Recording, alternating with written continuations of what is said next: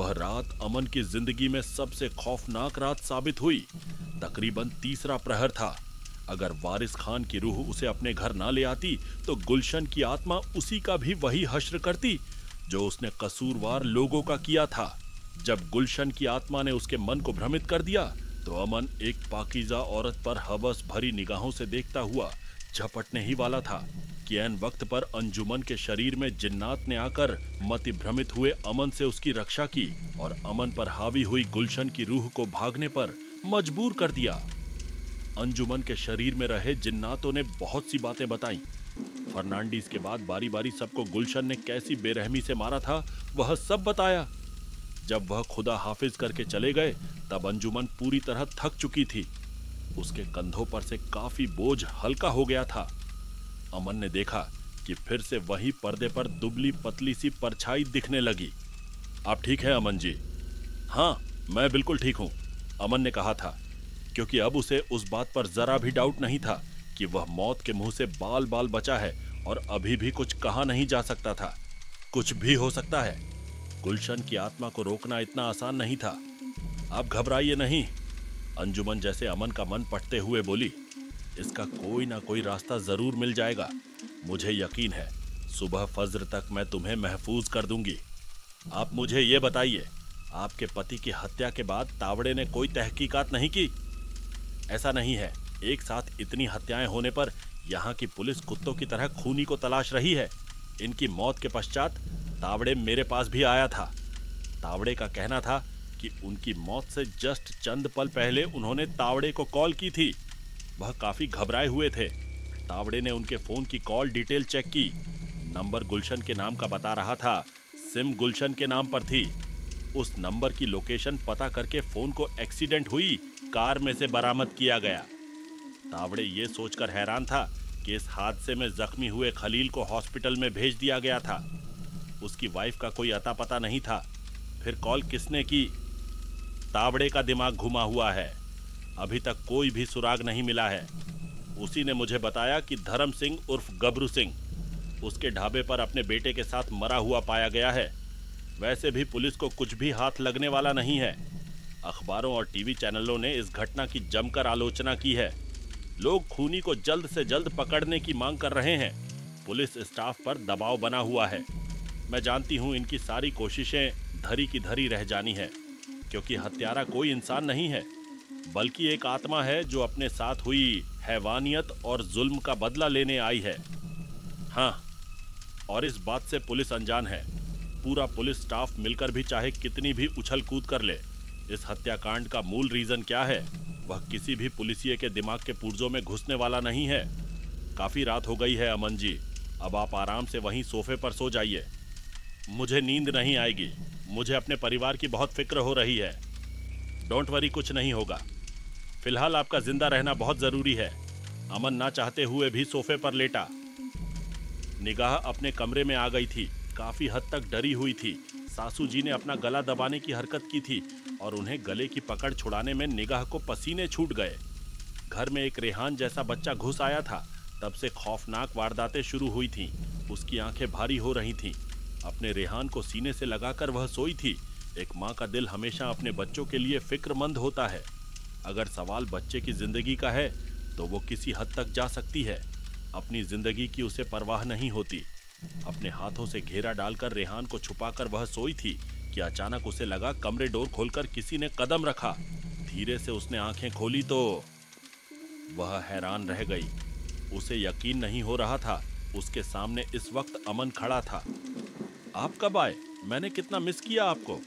आज अगर आप न आते तो हमारी जान ही निकल जाती। वह दौड़कर अमन के सीने से लग गई और फफक कर रोने लगी। अमन उसकी पीठ सहलाने लगा। उसकी आंखों में गजब की चमक थी। आप इतने जल्दी कैसे आ गए? जबकि आप तो कह रहे थे कि रास्ते में कहीं फंस गए हो और गाड़ी का टायर पंक्चर है। जिन्न की तरह प्रकट हुए अमन को देखकर उसे बहुत ही हैरानी के साथ सुकून मिला। किसी भी औरत के लिए उसका पति छत की तरह होता है। पति जब तक साथ होता है वह अपने आप को सुरक्षित महसूस करती है। उसकी गैर मौजूदगी में आज पहली बार डर के साम्राज्य ने घर पर कब्जा कर लिया।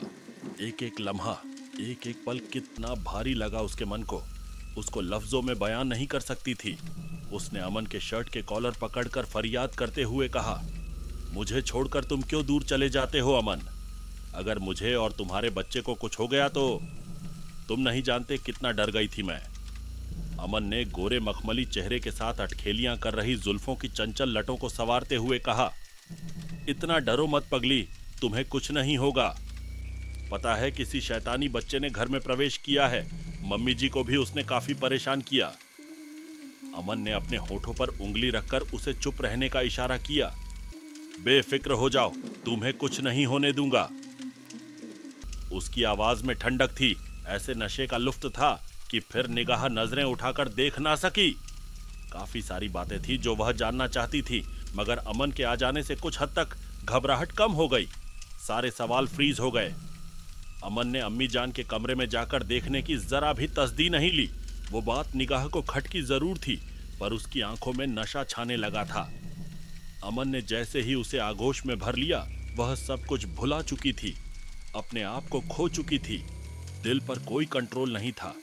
निगाह के वाइट ड्रेस से उसके नाजुक मरोड़दार अंग नुमाइश के लिए जैसे आपस में स्पर्धक बने थे। अमन ने छोटी बच्ची की तरह उसे गोद में उठा लिया। अमन का अंदाज कातिलाना था। उसकी नजरें उसके कंपते अधरों पर चिपक सी गई थी। निगाह ने अपने शरीर को पूरी तरह परवश कर दिया। अमन में उसकी आंखों से शराब के घूंट भरते हुए निगाह को बेड पर लेटाया। अमन जैसे ही उसके होठों पर झुका, निगाह ने उसके मुख पर अपना हाथ रखते हुए आंखें तरेरी। रुकिए, मैं चेंज करके आती हूं। निगाह ने तेजी से एक अन्य कमरे में जाकर चेंज कर लिया। बारीक जालीदार कपड़े की स्लीवलेस नाइटी उसने पहन ली थी, जिससे उसका पूरा बदन नमूदार हो रहा था। जब वह बेडरूम में वापस लौटी तो लाइट ऑफ देखकर घबरा गई। अमन, कहां हो तुम? ये लाइट कैसे ऑफ हो गई? तभी 0 वोल्ट का बल्ब जल उठा। अमन वही बेड पर बैठा था।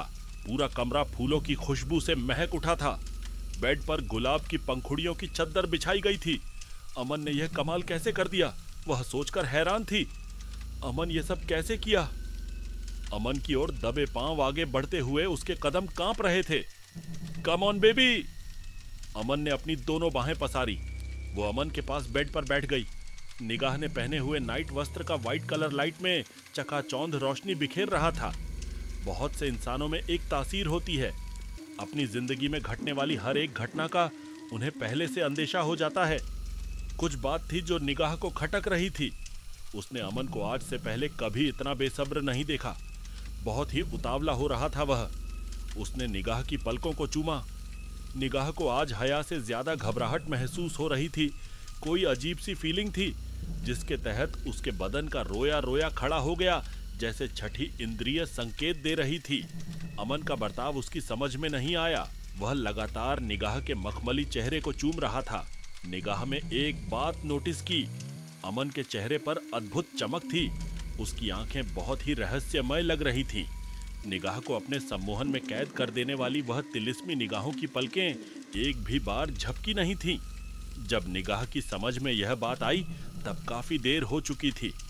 उसकी माँ अक्सर कहा करती थी, बेटा, इस तरह वक्त बेवक्त सिंगार करके तेरा बाहर निकलना ठीक नहीं है। अपने बदन पर मेहंदी और खुशबू बुरी शक्तियों को आमंत्रित करने का कार्य करती है। इंसानों के रूप में वह हमारे पास आती है। उनको पहचानने का मात्र एक ही जरिया है कि उनकी आंखें कभी भी पलक झपकती नहीं है। मेरी बातें हमेशा अपने जहन में रखना। वह बात याद आते ही निगाह ने उठना चाहा, मगर जैसे उसके पूरे बॉडी को किसी ने जकड़ लिया था। उसके पैर विरुद्ध दिशा में झकड़ गए। ऐसा लग रहा था किसी ने कसकर उन्हें पकड़ रखा था। पूरी तरह उसके चेहरे पर खौफ मंडराने लगा। अमन ने निगाह को बेड पर लेटा दिया। इस वक्त कुछ भी सोचने समझने के मूड में नहीं थी वह। आगे जानने के लिए सुनते रहे और अपने दोस्तों के साथ शेयर करें, कमेंट करके अपनी राय बताएं और हमारे चैनल को सब्सक्राइब करना न भूलें। धन्यवाद।